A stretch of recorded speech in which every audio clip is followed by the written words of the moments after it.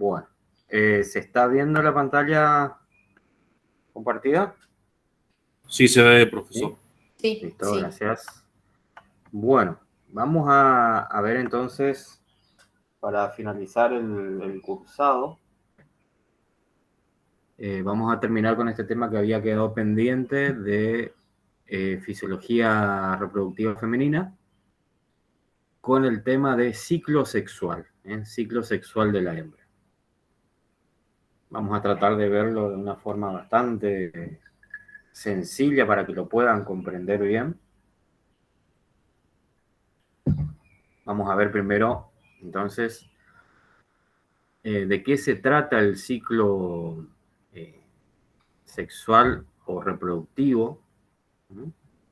Y se lo puede definir como una sucesión o serie de acontecimientos, de cambios, principalmente de tipo endocrino, ¿sí?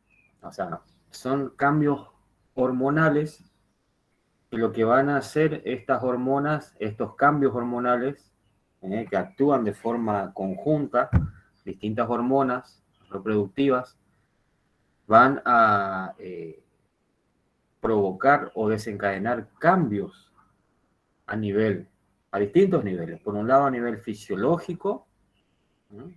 Cambios en la fisiología o funcionamiento del organismo de la hembra, cambios de tipo morfológico, ¿no? Modificaciones en las estructuras, y también cambios en el comportamiento, ¿sí? Si ustedes han estado en contacto con alguna hembra, sea la especie que sea, en el caso más por ahí más frecuente de ver es en los animales, en las mascotas, ¿sí? Ya sea perras o gatas, donde vamos a observar cambios en el comportamiento, ¿sí? Pero bueno, estos cambios también se producen en hembras de diferentes especies, ¿no? Entonces, resumiendo, podemos decir que el ciclo sexual, como dice ahí en el texto, es está caracterizado por una serie de cambios endocrinos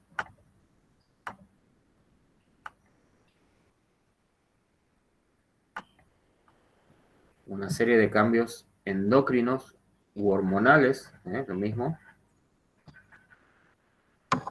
que a su vez estos cambios van a provocar modificaciones a nivel fisiológico, morfológico y de comportamiento, ¿no?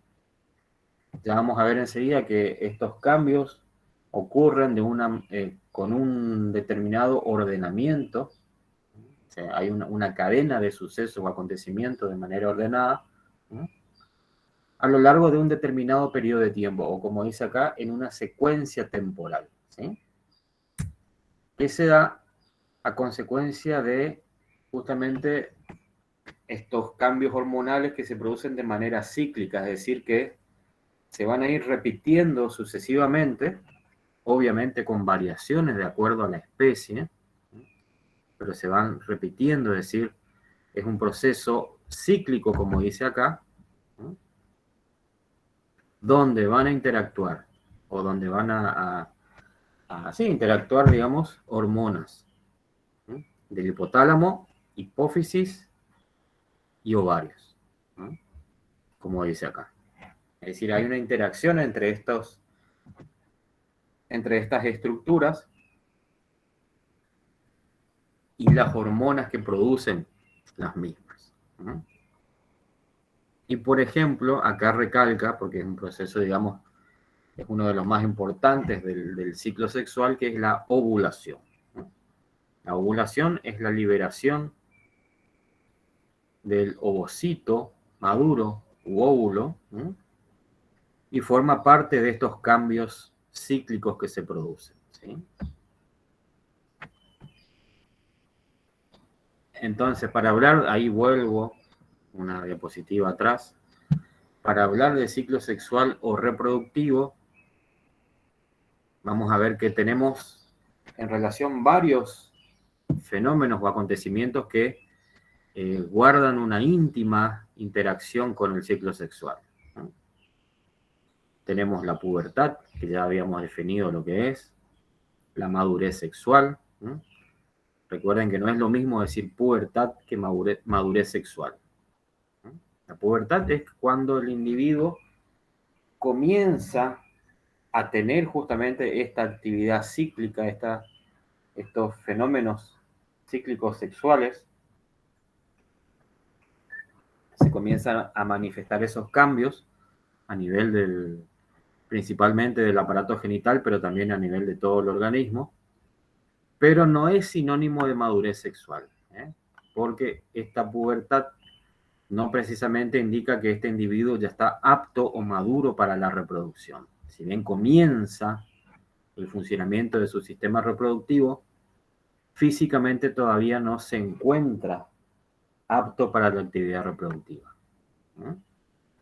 La misma se alcanza con la madurez sexual, ¿eh? Cuando su organismo y todas las estructuras están perfectamente aptos para la reproducción.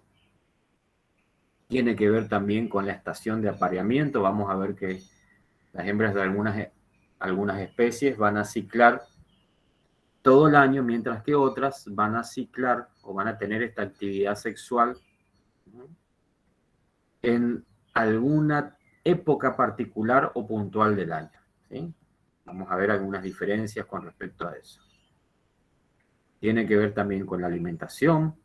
Recuerden que en los animales domésticos, y sobre todo en los vertebrados superiores, la reproducción es una actividad de lujo, ¿no? Se considera de lujo, ¿por qué?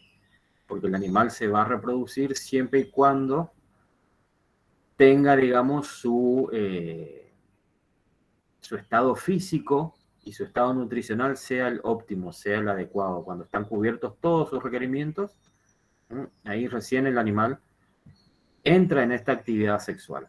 Si no prioriza, digamos, si la alimentación es restringida, el animal prioriza sus necesidades de crecimiento o de mantenimiento.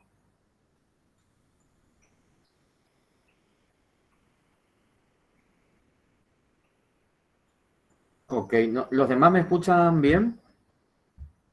¿Se me escucha bien? Porque Laura me dijo que no, por ahí no me escucha bien. No sé si es... Yo te escucho bien. Sí, entonces doctor, se sí. escucha bien. Ok, sí. No, porque Laura me pone en el grupo que aparentemente ella está con problemas de Sí, internet. no, sí Pero debe bueno, ser ella. sí, Sí. me preocupaba que no escuchen bien. Entonces también la alimentación guarda un rol importante con la actividad sexual, con este ciclo sexual. Tiene que ver también con la actividad sexual posparto, ¿no?, y con el envejecimiento. Todos estos acontecimientos del ciclo sexual van a estar regulados por factores, como dijimos, ambientales, genéticos, fisiológicos, hormonales y de comportamiento. Pero principalmente, digamos, el que más efecto ejerce sobre esta actividad cíclica, de ciclo sexual, son los factores hormonales, ¿eh? Hay una intensa interacción. Vamos a tener que existen dos tipos de ciclos sexuales. Uno que seguramente todos conocemos, que es el ciclo menstrual, ¿sí?, que caracteriza a los seres humanos y a un grupo de animales que son los primates, que en realidad nosotros también pertenecemos al orden primates, pero es característico de ese orden, ¿sí?, el ciclo menstrual, mientras que el ciclo estral hace referencia, como menciona por acá, a ver, ¿sí?, a la mayoría de los mamíferos, ¿sí?, de los demás mamíferos. Y cuando hablamos de ciclo, como su nombre lo indica, actividad cíclica, es decir, es algo que se va a suceder repetidamente, hace referencia a un ciclo ovárico, porque está comandado principalmente por el ovario, y se lo toma como un intervalo entre, por ejemplo, 2 ovulaciones sucesivas. Pero en realidad, al ser un ciclo, donde ustedes se posicionen en el momento de que se posicionen en ese ciclo, pueden contabilizar esa serie de acontecimientos hasta que se vuelva a repetir ese fenómeno puntual, ¿no? Eso básicamente, sí, pero generalmente se toma como referencia, por ejemplo, la ovulación.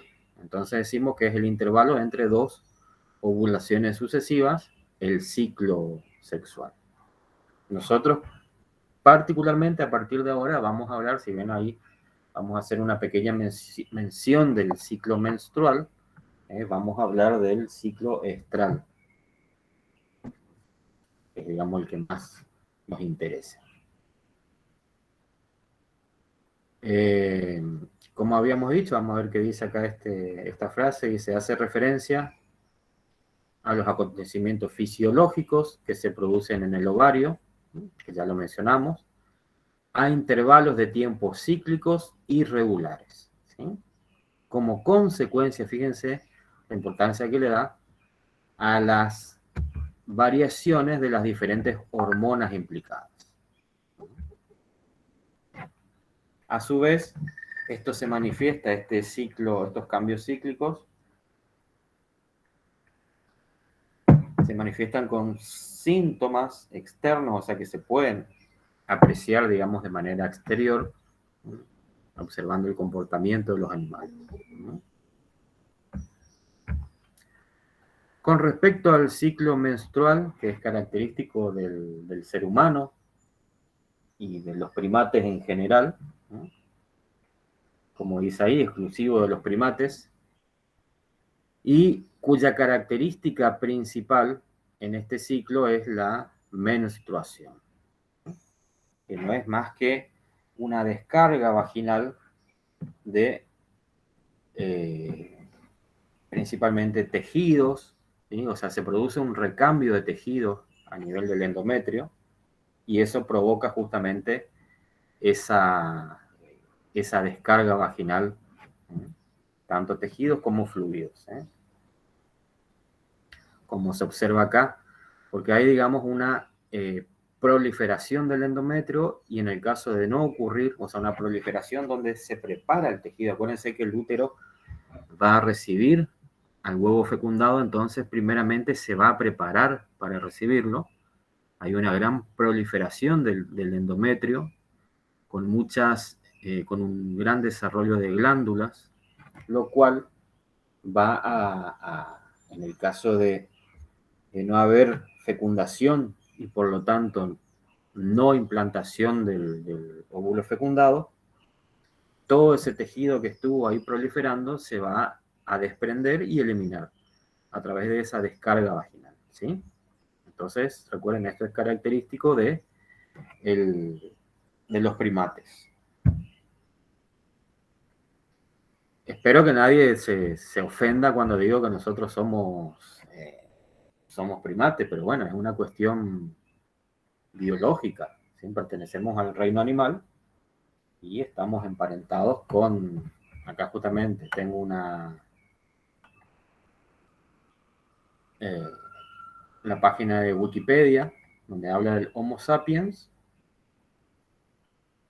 y figuramos acá en el orden de los primates. Y la verdad que tenemos muchos parientes interesantes.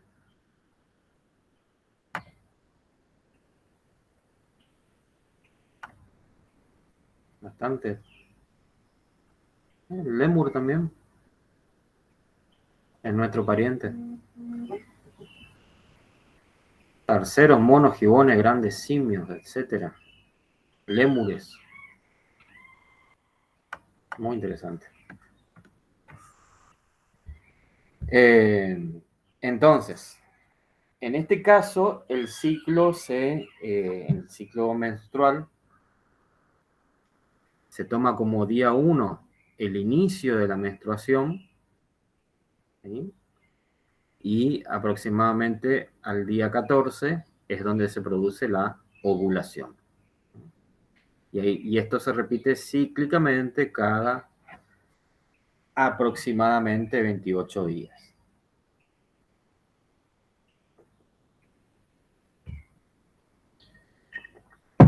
Después tenemos el ciclo que más nos interesa. Por ahí, el día de mañana, aquellos que quizás les toque la oportunidad de trabajar en algún zoológico o con especies silvestres, bueno, ahí sí se centrarán más o focalizarán, digamos, su especialización, porque eso ya va a ser una especialización en animales silvestres, y bueno, y ahí entrarían, digamos, a ver más en detalle la cuestión de los primates, pero nosotros no vemos como animal de referencia a los primates. Con respecto entonces al ciclo estral, donde dijimos que es característico de la mayoría de los mamíferos, ¿no? Y en este caso, así como en el ciclo menstrual, lo más característico de este ciclo era justamente la menstruación. En el caso del ciclo estral, ¿sí? Lo que más se caracteriza, digamos, como signo exterior observable es que la hembra presenta un comportamiento de receptividad sexual, ¿sí? Es decir, aquel momento donde la hembra acepta al macho, ¿sí? En realidad acepta la cópula del macho.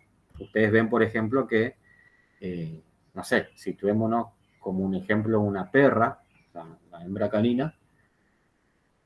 Si un perro la quiere montar en algún periodo fuera de este momento de receptividad, la hembra no acepta la monta, ¿sí? Se comporta incluso de manera agresiva y no recibe la monta. En cambio, cuando está en el periodo de receptividad característico, ahí sí recibe, digamos, y acepta la monta del macho. Y ocurre en prácticamente todas las especies, ¿no? Con algunas excepciones, pero por ejemplo también en la cerda, que cuando se produce ya sea la inseminación, se va a realizar la inseminación o la monta natural. ¿Saben cuál es el síntoma o el signo que nosotros evaluamos en la cerda para decidir el momento de la monta? ¿Alguien tiene conocimiento del manejo de cerdos?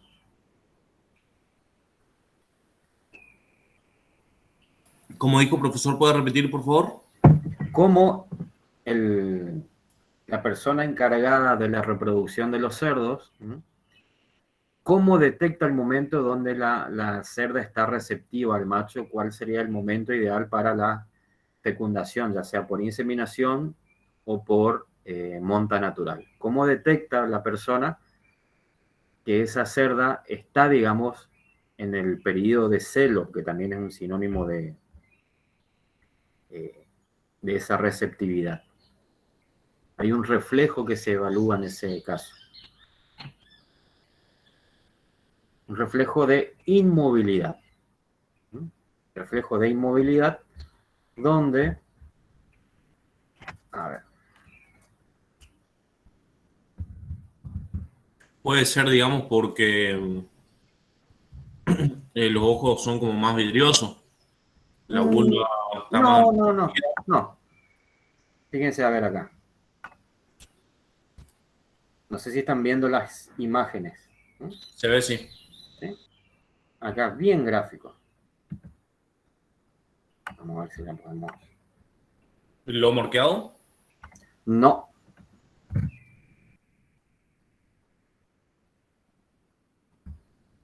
¿Qué está haciendo esa persona? Se sentó directamente arriba del lomo. Fíjense acá en esta otra imagen. El operario se sienta directamente arriba de la cerda. ¿No? Vean acá a esta persona. ¿Sí? No es que se puso así para la foto, sacarme la foto. No. Justamente está evaluando lo que se llama el reflejo de inmovilidad. Fíjense acá en este caso.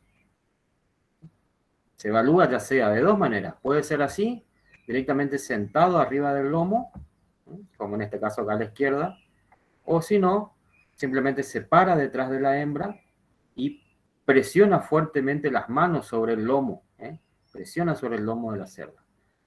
¿Y cuándo se considera positivo el reflejo? Cuando la hembra se queda inmóvil. Porque si ustedes quieren realizar esta maniobra en cualquier otro momento, seguramente van a estar paseando a lo largo de, de todo el galpón, arriba de la cerda no se va a quedar quieta, porque no está presente ese reflejo de inmovilidad. No es que la cerda se va a quedar si ustedes se suben arriba. Digamos, se considera positivo cuando la cerda permanece inmóvil, ya sea con la monta o presionando las manos, ¿sí? Apoyando las manos y presionando fuertemente. Caso contrario, la hembra se va a correr, se va a mover, ¿sí? Entonces, eso es lo característico del ciclo estral en las hembras, es la receptividad, ¿sí? Que se llama estro, ¿no? Que viene del griego, fueron muy pintorescos para ponerle el nombre, pasión o frenesí. Los griegos siempre fueron muy fogosos, muy adeptos a la fiesta sexual, entonces bueno, por ahí viene de ahí el nombre.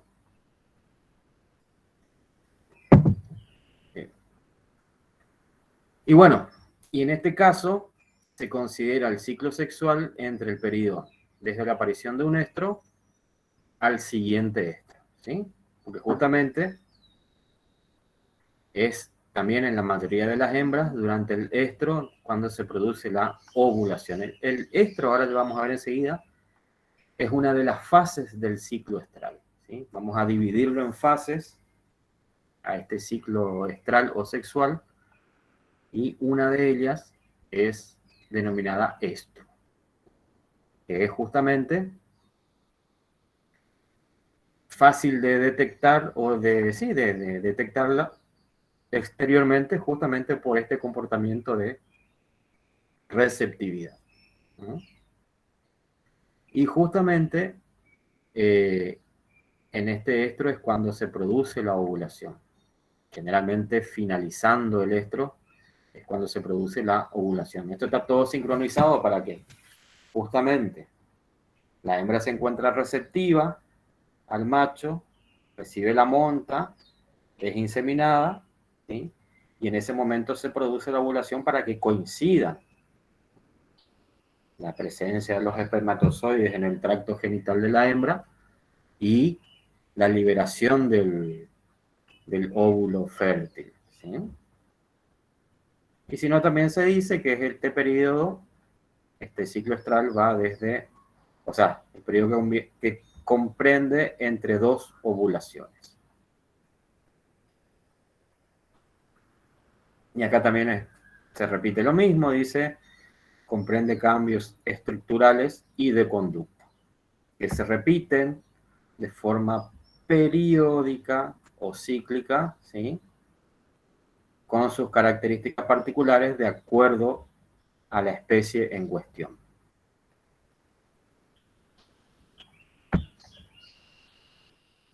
A ver. Acá vamos a ver algunas características de las diferentes especies. Por ejemplo, en el caso de la hembra canina, ¿cuándo cicla la perra? ¿Mm? ¿Alguien tiene perra? ¿Perra particularmente?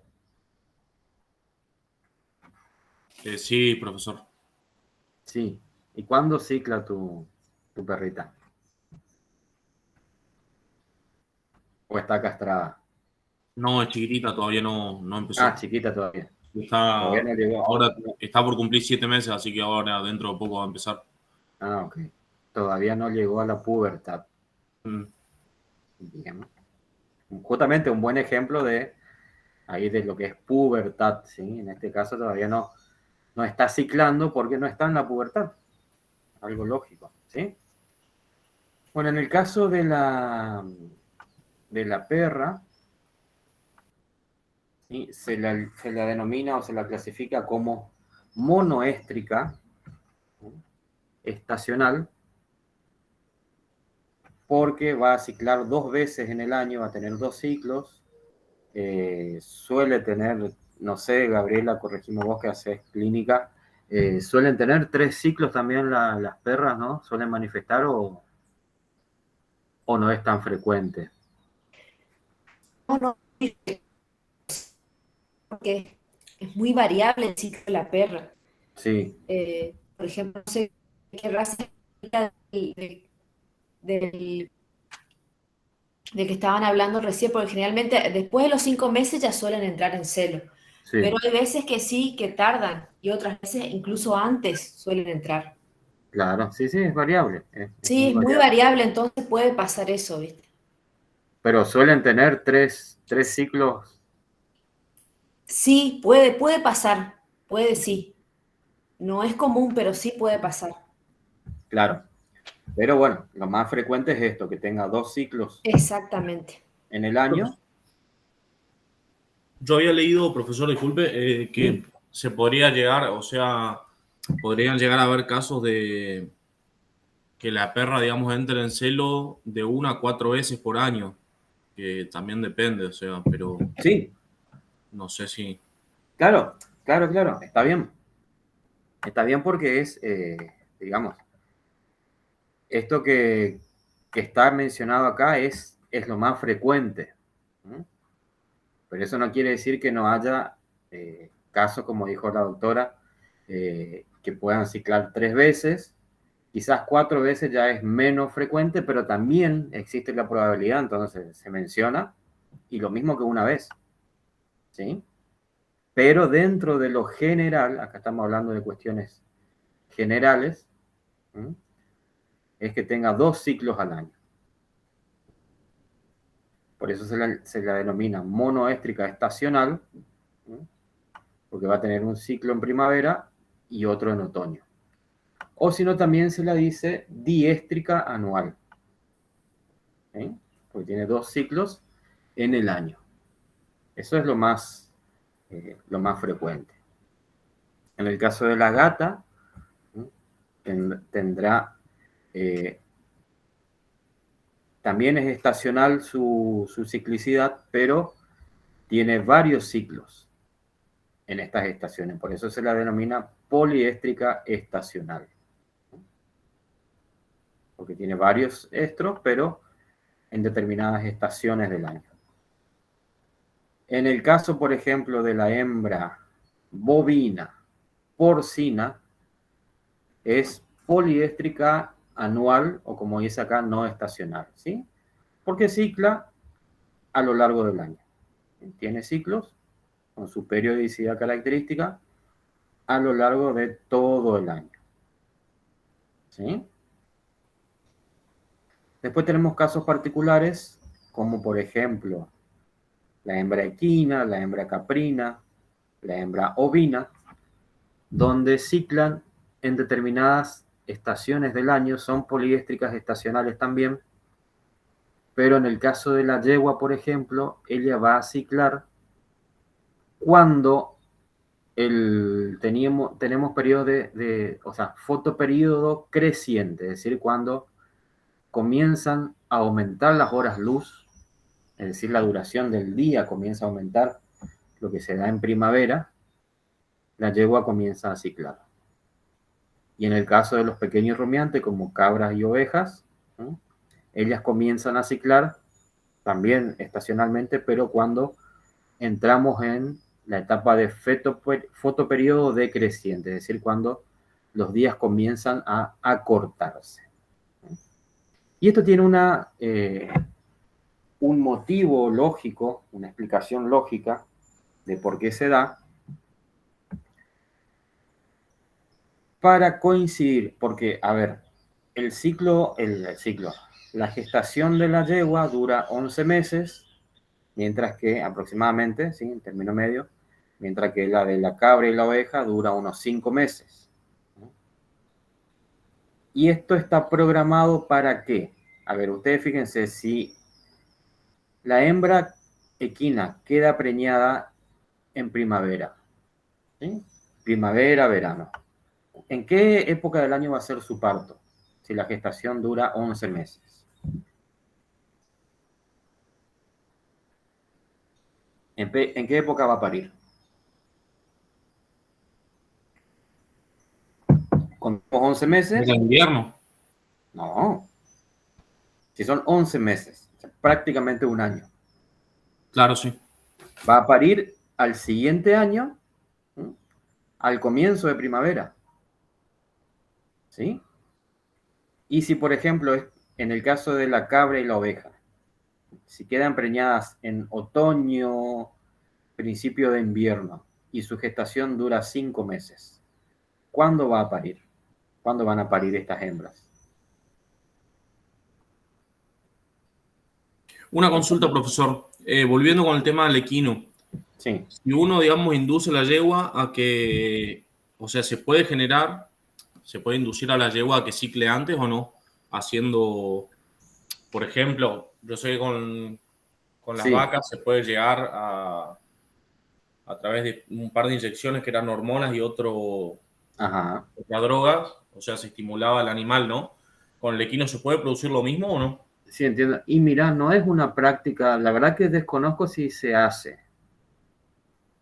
En teoría se podría realizar, pero no, no es una práctica que se hace de rutina, o sea, a la yegua se la sirve en esta época, ¿sí? En primavera, verano, ¿sí?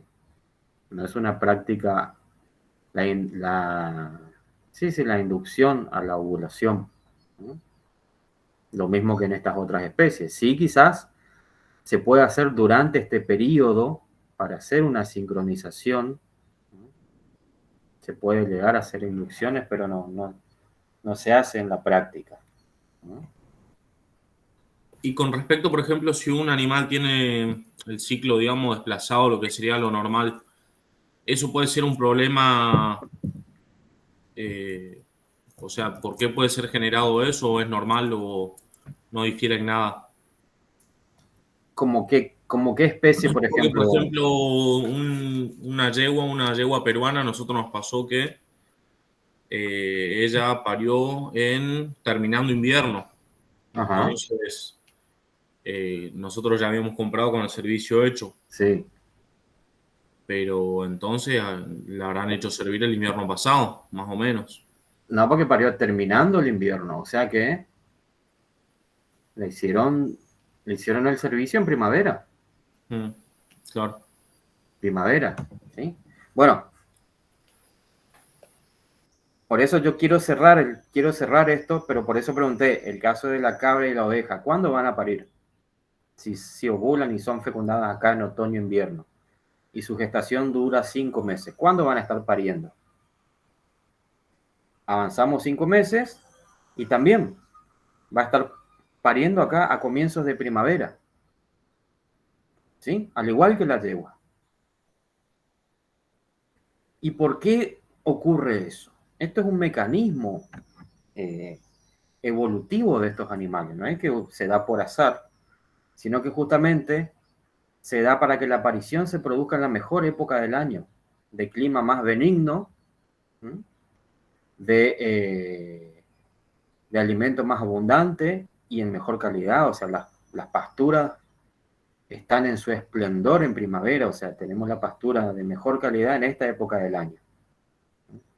Todo lo que son las plagas, parásitos, venimos de un invierno, es decir, el invierno siempre suele reducir la población de insectos y de otros parásitos, ¿sí? Suele reducir la población, entonces todo, y el clima también, las temperaturas, es, digamos, la época más benigna del año. ¿Sí? Por eso entonces estos animales están programados para parir en esa época. Por eso, Joaquín, la yegua que vos mencionás, parió a principio de primavera para que ese potrillo esté en las mejores condiciones ambientales y que la madre que tiene que alimentar a ese animal que le tiene que dar de mamar también cuenta con una buena alimentación, ¿entiendes? O sea, eso tiene una finalidad evolutiva, biológica, pero simplemente es contar si la yegua ovula acá, queda preñada acá en principio de primavera, o sea, todo lo que es la primavera y principio de verano, contamos 11 meses para adelante y va a estar pariendo acá al principio o durante la primavera. Y lo mismo que la cabra y la oveja. ¿Eh? Si contamos del otoño, contamos 5 meses y vamos a estar con un parto, ¿eh?, a principio de primavera, la época más propicia del año, más adecuada. ¿Se entendió eso? ¿Quedó claro? Sí, profe. Bien. ¿Y las gallinas, profesor? Y las gallinas. Bueno, las gallinas lo que pasa que es más, las aves generalmente, no solo las gallinas, son más estacionales, ¿no? Ellos tienen, bueno, las aves silvestres, ustedes ven que el periodo de puesta es justamente en primavera, pero bueno, porque sus periodos de incubación no son largos, duran aproximadamente 3 semanas, 4 semanas, depende de la especie, no tienen una mayor duración, entonces ellos están teniendo sus crías en primavera también. Y en el caso de la gallina también hay una ciclicidad sujeta al fotoperíodo y a la muda de las plumas, al periodo de muda. Pero lo que ocurre también con las gallinas es que ya están seleccionadas genéticamente, o sea, hay todo un trabajo detrás de las gallinas de selección genética, donde se logra que la postura sea, digamos, más continua a lo largo del año. Pero aproximadamente, ahora no recuerdo el número exacto, pero ellas entran en un periodo fisiológico de muda de plumas donde se interrumpe la postura. Se interrumpe la postura, culminado ese periodo de muda, que muchas veces también se lo induce, retorna nuevamente a la postura. Pero ya es un tema más específico de producción de aves. Lo van a ver en más detalle en la materia correspondiente. Simplemente comentar eso de que en la mayoría de las aves es marcadamente estacional la postura, pero por ejemplo si la gallina por cuestiones de selección genética se extendió ese periodo de postura. Lo que sí, con cada pausa, por así decirlo, y reinicio de periodo de postura, ya la eficiencia productiva comienza a decaer. Tal es así que, si no me equivoco, no se las mantiene más de 2 ciclos de postura, o a lo sumo 3, ¿no? Porque ya la eficiencia o rendimiento de las aves disminuye mucho y es más redituable económicamente renovar el plantel, ¿no?, que seguir manteniendo esas gallinas ya con menor producción. Y muchas veces se venden esas gallinas para consumo.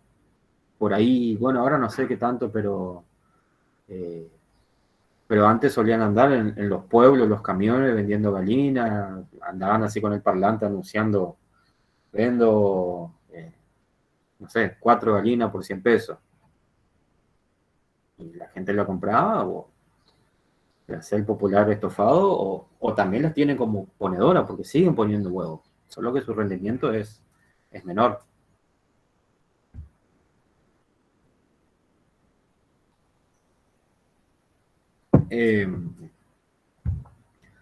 Con respecto a la duración del ciclo estral de las diferentes especies, tenemos dentro de las más habituales, bueno, de las especies domésticas, el caso de, bueno, todas son domésticas, quise decir de las mascotas, en el caso de la perra, como es monoéstrica estacional, cada ciclo dura 180 días. En el caso de la gata, que es poliéstrica estacional, dura entre 2 a 10 días el ciclo. Todo esto es muy variable.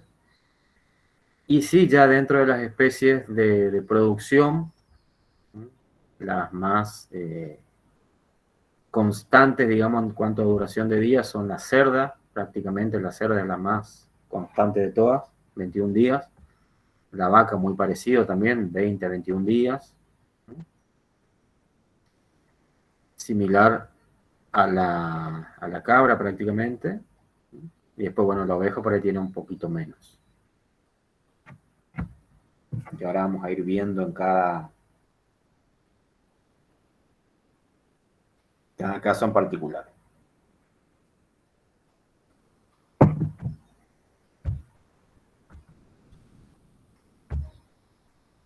Y como dice acá, bueno, acá está. Había algo más ahí abajo. Como yo les había ya adelantado hace un momento, el ciclo estral a su vez tiene diferentes fases o periodos. Yo les había dicho que, por ejemplo, el estro es una de las fases del ciclo estral.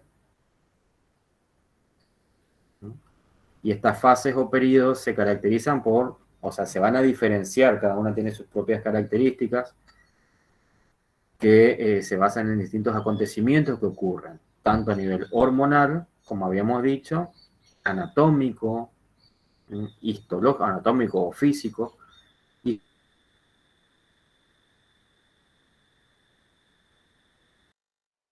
las fases van a ser proestro, estro, metaestro y diestro, ¿sí? En ese orden. Proestro, repito, estro, metaestro y diestro, ¿no? Eso es algo que tienen que memorizarse, es decir, saber el orden de estas fases. No puede un veterinario no saber cuál es el orden de las distintas fases del ciclo sexual, ¿sí? O ciclo estral. Proestro, estro, metaestro y diestro, ¿sí? Hay que repetirlo varias veces hasta acordarse, ¿sí? Y en el caso de aquellas hembras que tengan una pausa, ¿no?, que sean estacionales y haya una determinada pausa en los ciclos, hay un periodo sin actividad sexual, sin esta actividad cíclica que se denomina anestro, ¿sí? O ausencia de estro. ¿Está?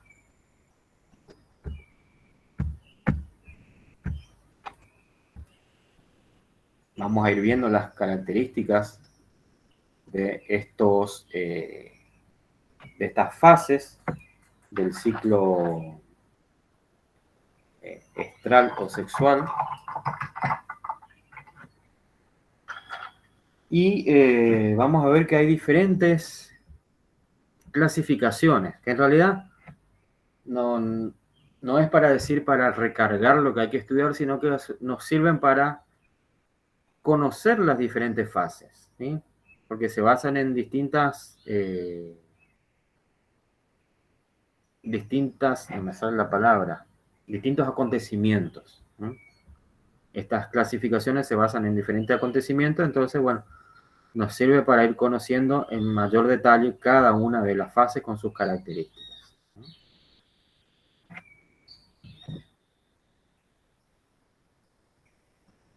Una de ellas, esta clasificación de las distintas fases es, por ejemplo, dijimos, con respecto a la receptividad sexual o no. Entonces, de acuerdo al comportamiento, si clasificamos a las hembras de acuerdo al comportamiento de las mismas, ¿sí?, vamos a tener una fase que es donde es receptiva la hembra, que sería el estro, como lo habíamos visto hace un rato, Y las otras fases donde la hembra no es receptiva, que serían el... Vamos a nombrar en orden. Proestro, metaestro y diestro. Vamos a poner ahí el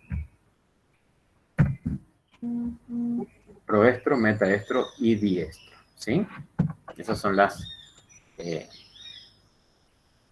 fases que... O la clasificación de las fases de acuerdo al comportamiento sexual. Después, de acuerdo a la actividad ovárica, de acuerdo a cómo está el ovario con respecto a su actividad, eso se puede detectar mediante una palpación rectal, principalmente en vaca o en yegua, o si no también se puede hacer por ecografía, se puede detectar esa actividad ovárica, y vamos a dividirla en fase folicular y fase luteínica, o clasificar las fases del ciclo estral a su vez en fase folicular y fase luteínica. ¿Por qué fase folicular? Porque durante el proestro y el estro, como ahora vamos a ver enseguida en un gráfico, vamos a tener la presencia marcada de folículos en distintas etapas de maduración, es decir, hay un desarrollo manifiesto de los folículos, ¿no? Los cuales en su interior contienen al ovario, ¿sí? Y la fase luteínica, ¿sí?, que se manifiesta o se caracteriza por la presencia del cuerpo lúteo, va a estar conformada por el metaestro y el diestro. ¿Y qué es el cuerpo lúteo? Pregunto. ¿Qué es el cuerpo lúteo?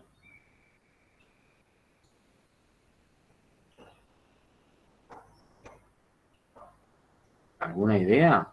Sí, era una glándula, si no me equivoco. ¿Y cómo se forma o de dónde se forma?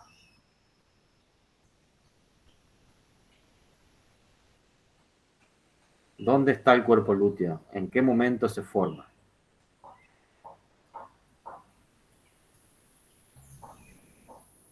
¿Mm?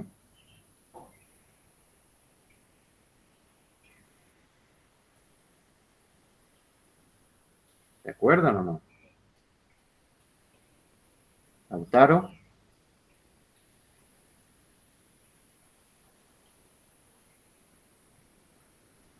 ¿Y en el óvulo no se formaba, profesor?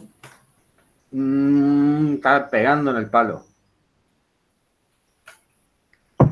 En el óvulo no, porque el óvulo se libera si hay fecundación, o sea, si hay monta, puede haber fecundación o no, y después se pierde. Entonces,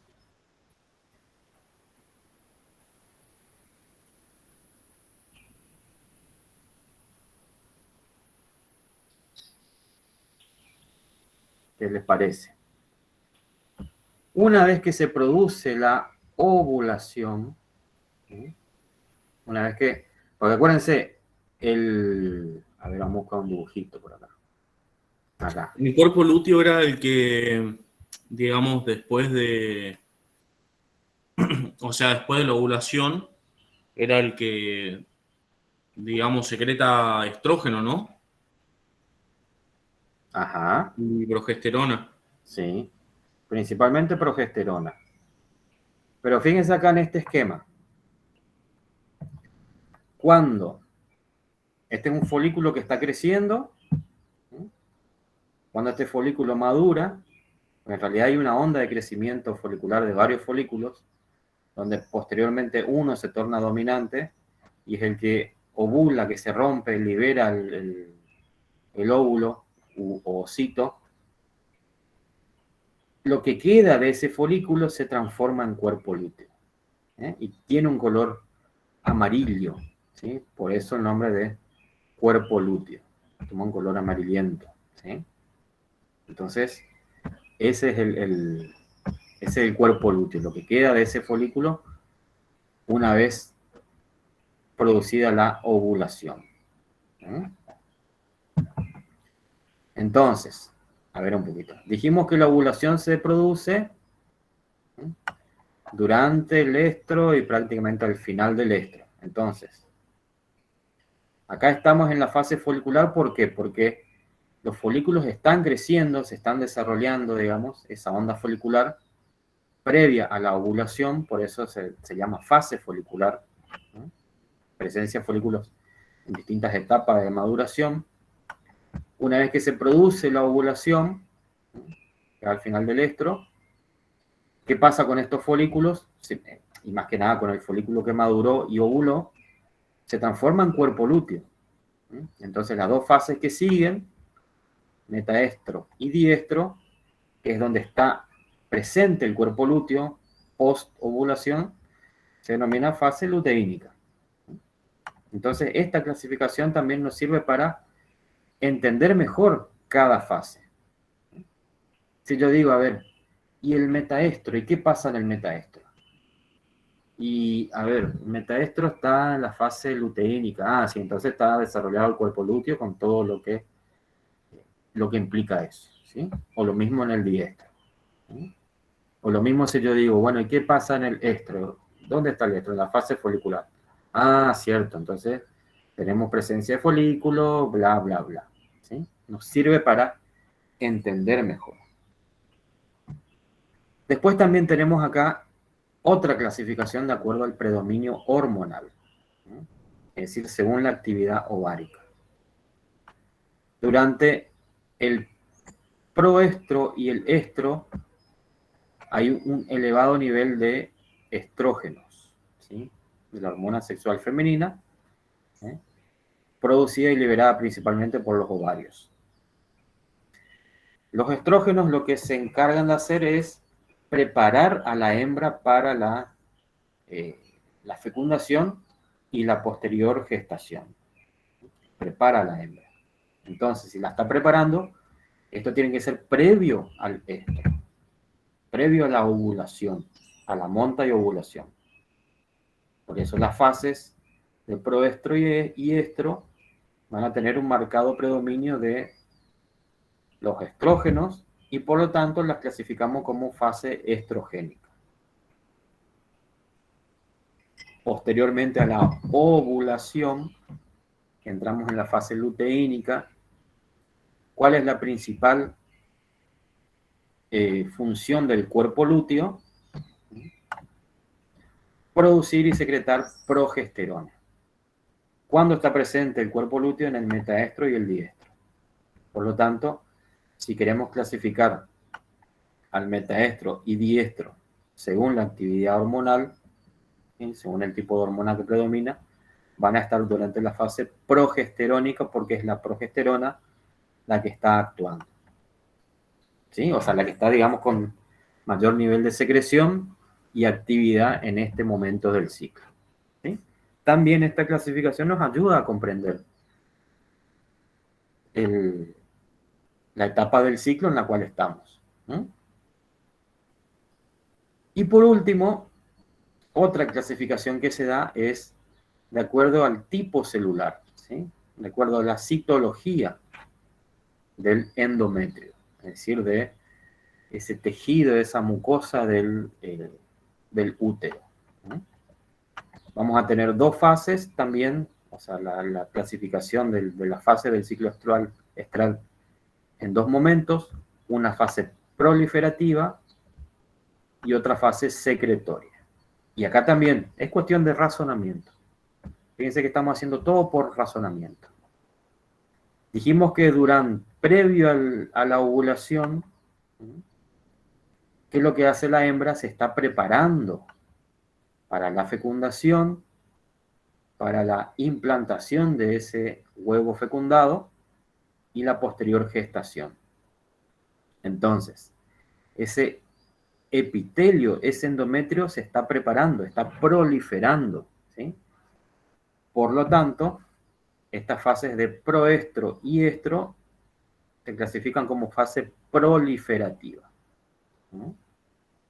Proliferativa.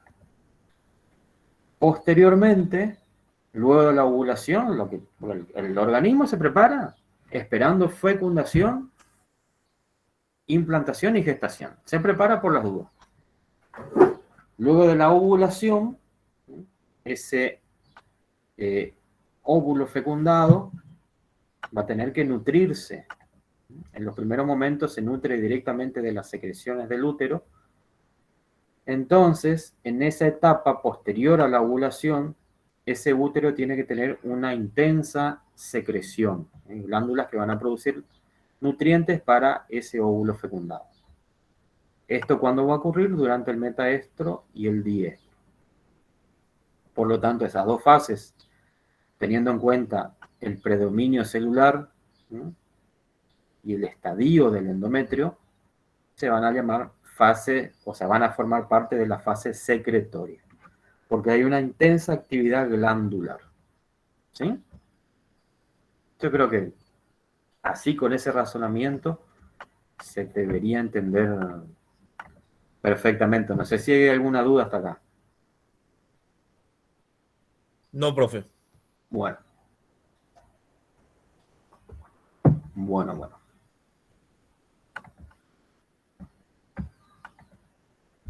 A ver.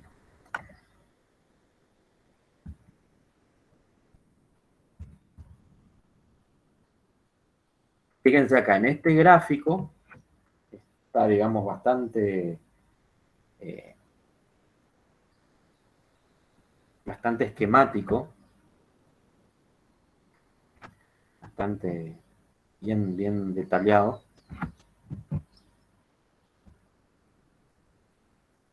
Tenemos proestro, estro, que sería acá la continuación, estro, metaestro y diestro. ¿Sí? Como yo les dije, este es un ciclo de donde nosotros comencemos, digamos, vamos si yo puedo empezar acá en el estro o en el proestro si quiero, y cuando llego al final tengo que continuar hasta llegar al diestro. ¿Sí? Puedo, si quiero describir, arrancar en el diestro, etcétera, pero por ahí, por cuestiones didácticas, es mucho más sencillo arrancar acá en el proestro. ¿Y qué ocurre en el proestro? Fíjense, acá tenemos un gráfico de lo que ocurre con los folículos. Hay un reclutamiento de folículos, es decir, como que varios folículos se preparan para la ovulación, de los cuales uno va a ser el que va a dominar a los otros y va a predominar. Y esto se va a producir por acción de la hormona folículo estimulante, que se produce en la hipófisis. La folículo estimulante es la que estimula esta onda de crecimiento folicular, de desarrollo y maduración del folículo, ¿no?, sobre todo el folículo dominante. Cuando llega al estro, al momento del estro, ¿no?, va a haber, y acá ya nos venimos a este otro lado, a la izquierda, para continuar acá con el ciclo, va a haber un pico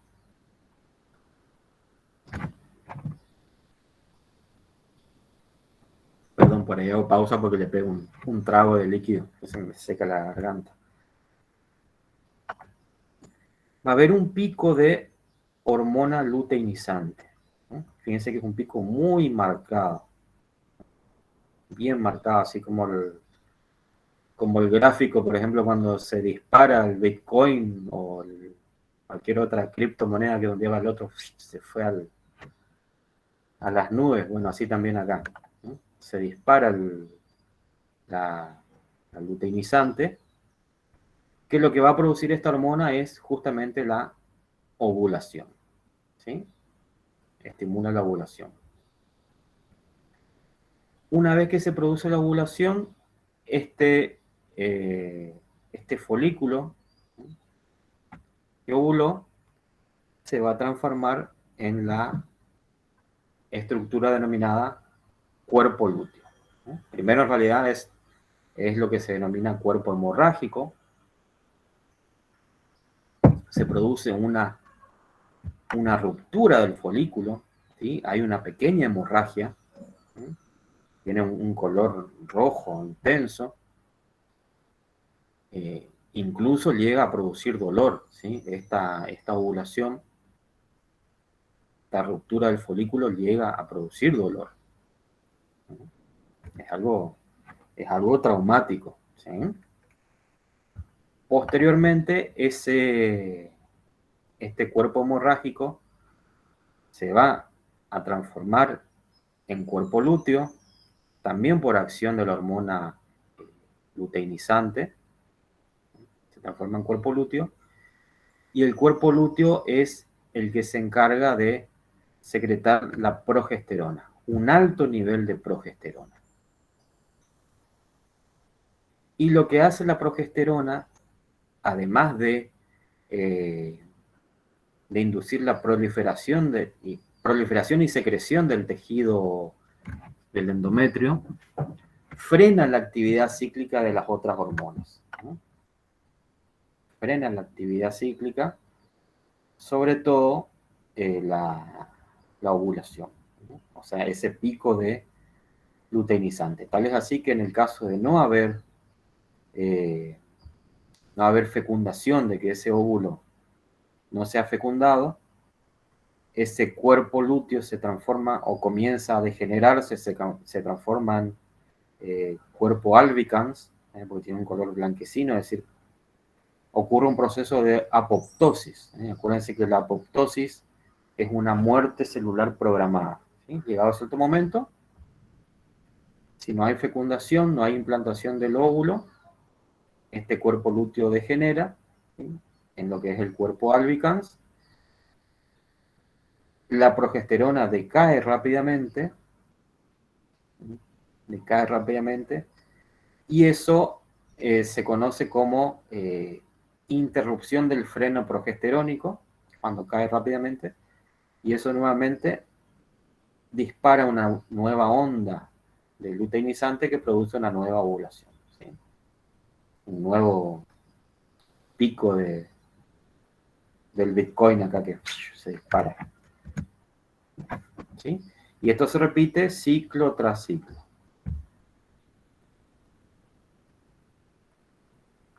Acá hay otro gráfico que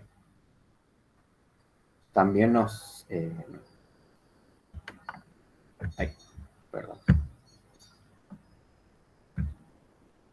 que nos explica, ¿sí?, los acontecimientos que ocurren. Fíjense que tenemos la acción de la folículo estimulante, ¿sí? Está estimulando la acción, el crecimiento de los folículos, crecimiento y desarrollo. También la luteinizante, ambas son las que estimulan este crecimiento del folículo.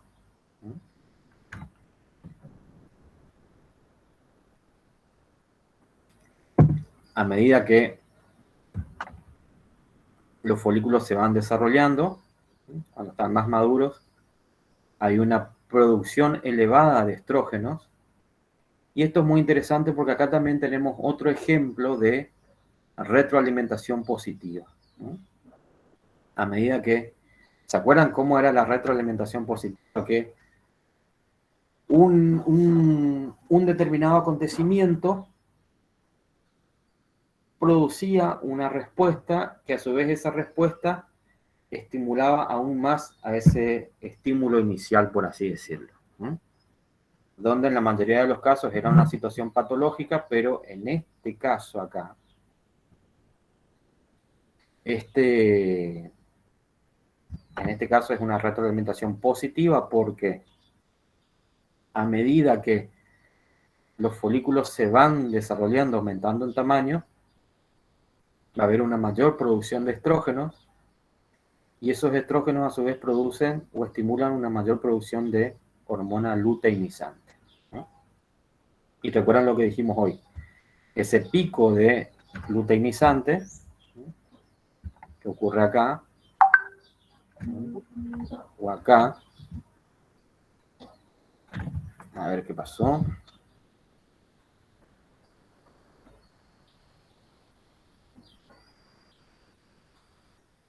¿Qué dice Oscar? Está sin luz, Oscar.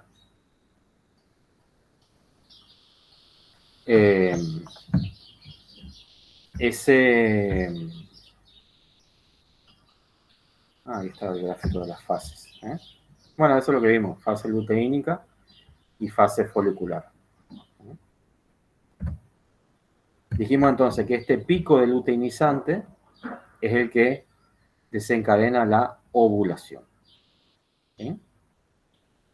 Luego de la ovulación, el folículo se va a transformar en cuerpo lúteo. Este cuerpo lúteo que libera progesterona, la progesterona ejerce una acción de inhibición, como habíamos visto acá, mientras que la progesterona está alta, no hay prácticamente actividad, sobre todo del luteinizante. Entonces ejerce una inhibición sobre las hormonas de la hipófisis, ¿sí? Folículo estimulante y luteinizante. Y acá simplemente para ver un esquema de cómo sería el folículo preovulatorio, es decir, cómo hace protrusión a través de la pared del ovario. ¿Sí? Tenemos acá las células, componentes muy importantes, las células de la granulosa y células de la teca. Posteriormente a la ovulación, la ruptura, fíjense, de este folículo con la liberación del óvulo, tenemos lo que se llama cuerpo hemorrágico, como dijimos hoy, y posteriormente, bueno, acá se figura como cuerpo albicans, pero primero tenemos la formación del cuerpo lúteo, ¿no? Donde las células de la granulosa se van a transformar en células luteales grandes y las células de la teca se van a transformar en células luteales pequeñas.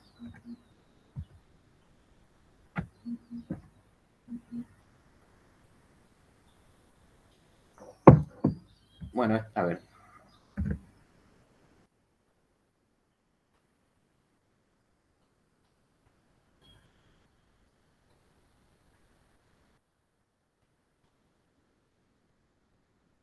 Este gráfico también muestra algo similar.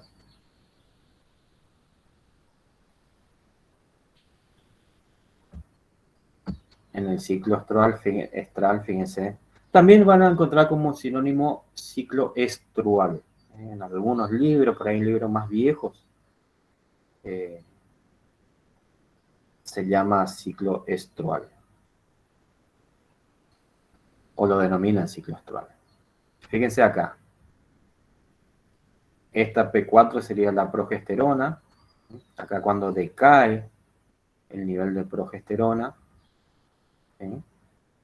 Tenemos por un lado, en este caso, aumenten los niveles también de estrógenos, pero no sé por qué acá tiene un pico. Bueno, ahí está el pico más manifiesto, que es la luteinizante, ¿sí? En el momento del estro es donde se produce la ovulación. Comportamientos, en este caso de una hembra bovina, ¿sí? Tenemos bramidos, o sea, está agitada la hembra, ¿sí? Tiene la vulva húmeda, un ligero edema, feromonas, o sea, el tema de las feromonas está, digamos, en controversia. Algunos sostienen que no existen las feromonas, por eso está acá con un signo de pregunta, sobre todo en el ser humano, ¿sí? Como que vieron que por ahí ofrecen perfumes que son tipo atrayentes para el sexo opuesto, o el mismo, depende de lo que se busque, pero por ahí científicamente como que por lo menos en el ser humano no está del todo comprobado.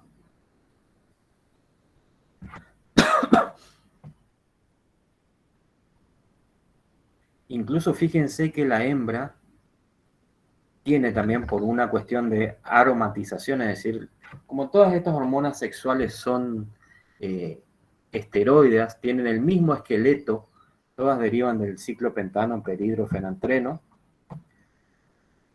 puede ocurrir una interconversión entre diferentes hormonas. Y la hembra también puede tener una producción de testosterona. Y eso se suele observar, por ejemplo, en las hembras bovinas, lo que se llama una actitud viriloide, es decir que, y eso se manifiesta con la actitud de monta, cuando algunas hembras montan a las otras. Esto se da porque hay una pequeña secreción de testosterona en esta fase.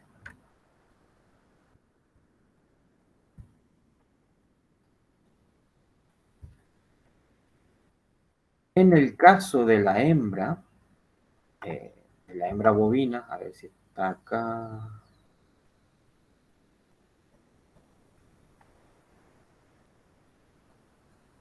En el caso de la hembra bovina, de la vaca, perdón, la ovulación se produce en el metaestro, ¿sí? En la vaca. En las demás hembras se produce en el estro. Pero en la vaca la ovulación se produce en el metaestro.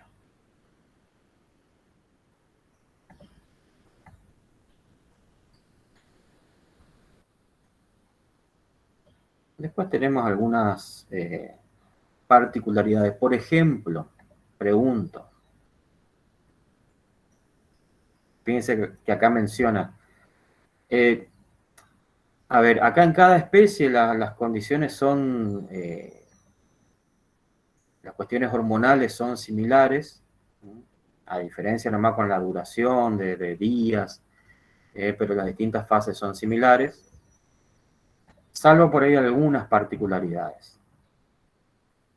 Por ejemplo, menciona, fíjense acá, que en la hembra canina tiene un sangrado durante el proestro. Pregunto yo, ¿ese sangrado es una menstruación? Verán que por ahí se menciona que el propietario de la perra va al veterinario y dice, sí, porque mi perra estuvo menstruando. Porque van a ver, sobre todo si la perra vive dentro de la casa, van a ver ya sea la vulva sanguinolenta o con algunas gotitas de sangre, o incluso en el piso van a encontrar sangre, ya sea cuando la perra pasa caminando o cuando la perra se acuesta, y luego cuando se levanta deja una pequeña cantidad de sangre. ¿Eso es una menstruación de la perra? Pregunto. ¿Qué les parece? ¿O qué puede ser?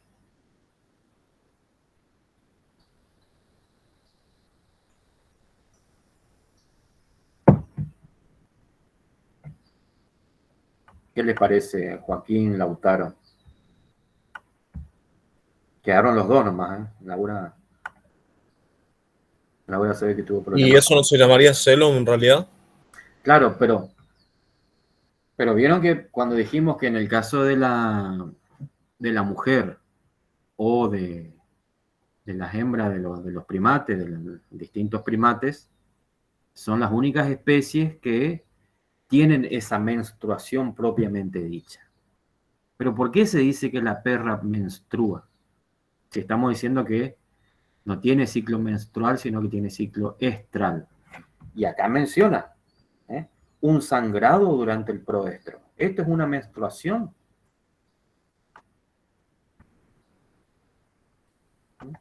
Ese sangrado durante el proestro, ¿les parece que es una menstruación o no?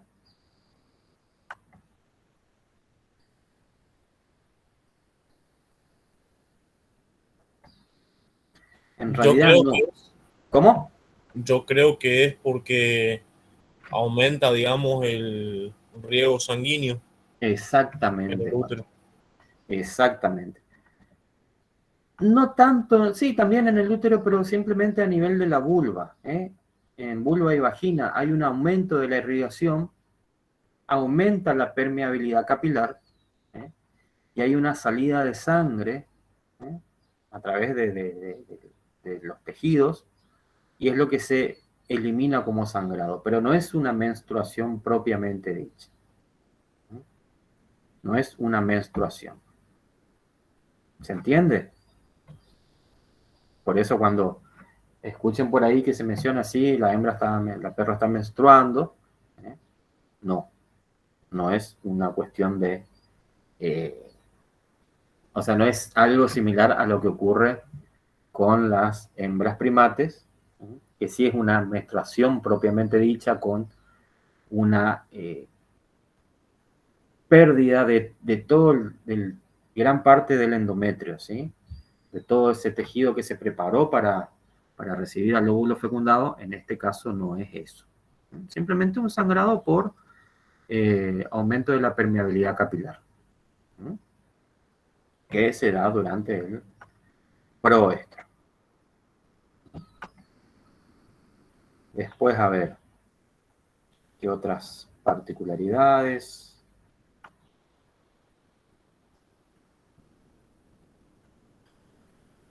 Va cambiando de una hembra a otra por la cuestión de comportamiento, ¿sí? Los comportamientos se van haciendo manifiestos. En los gatos también se observa una inquietud, vocalizaciones. Los animales se dice que es una afectuosidad, pero en realidad están, digamos, se friccionan contra diferentes objetos, toman esta posición como en decúbito ventral, ¿sí? Pero no es, o sea, son cuestiones características de cada especie.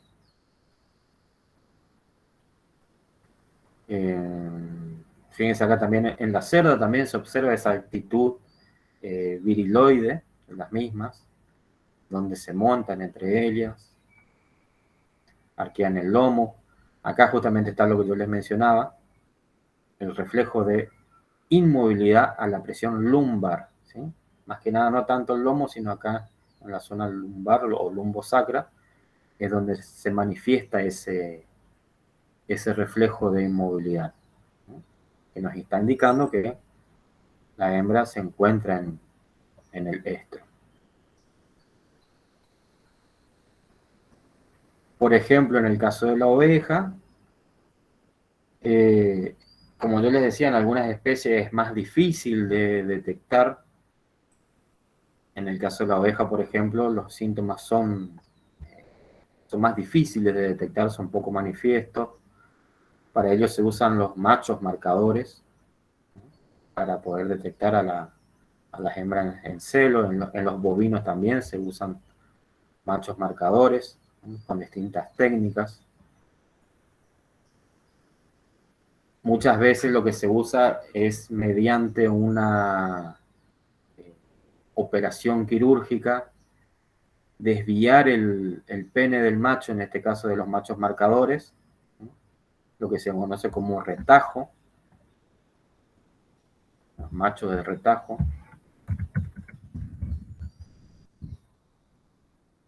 A ver si acá aparece algo.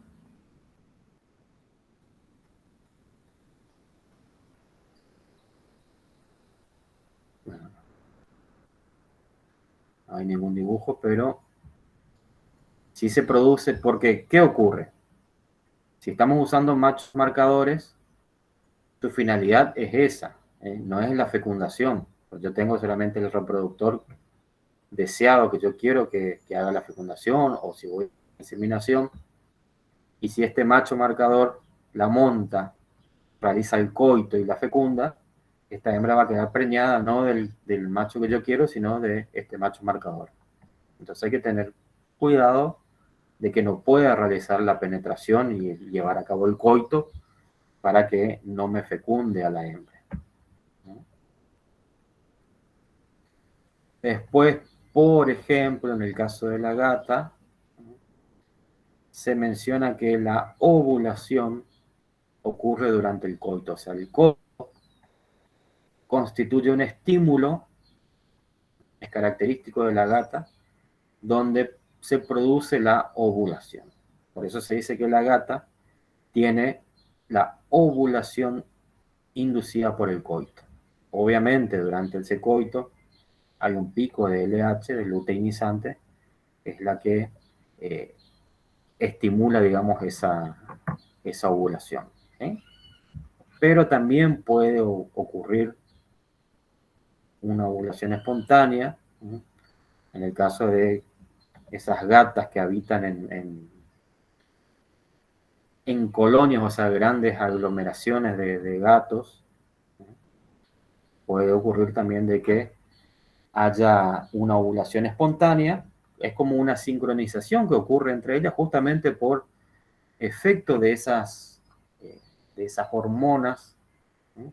Puede aproximadamente un 35% se estima, digamos, de gatas que pueden ovular espontáneamente. Por eso también no es bueno, vieron que hay casos de personas que acumulan animales y que tienen en su casa una gran cantidad, por ejemplo, de gatos.